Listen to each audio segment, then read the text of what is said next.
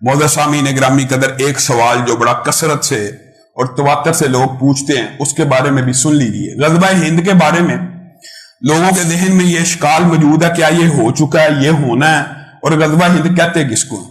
یہ بات بڑی عام فہم ہے۔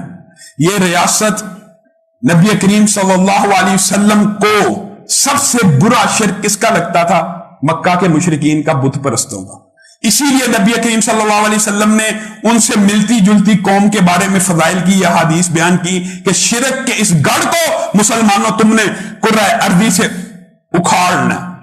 اس بات کے اندر ایک بات واضح مفہوم موجود ہے کہ یہ ایک جنگ کے بارے میں بات نہیں ہے۔ پہلی بات، ہر وہ غزوہ، ہر وہ جنگ جو ہندو مت کے، ہندو مذہب کے ماننے والے کے خلاف لڑی جائے گی وہ غزوہ ہند ہوگا۔ اس میں بڑی عام فہم بات ہے، یعنی جو ایسی ریاست کے خلاف لڑی جائے جس ریاست کا مذہب ہندو مت ہو، اس مذہب کو اکھاڑنے کے لیے، جڑ سے اس ریاست کو شکست دینے کے لیے ہر جنگ محمد ابن قاسم سے لے کر غزنوی، ابدالی، غوری تک جو بھی جنگیں ہوئی یہ ساری غزوہ ہند ہے۔ اور آج بھی اگر ان ریاستوں کے خلاف جنگ ہوگی یہ غزوہ ہند ہوگا۔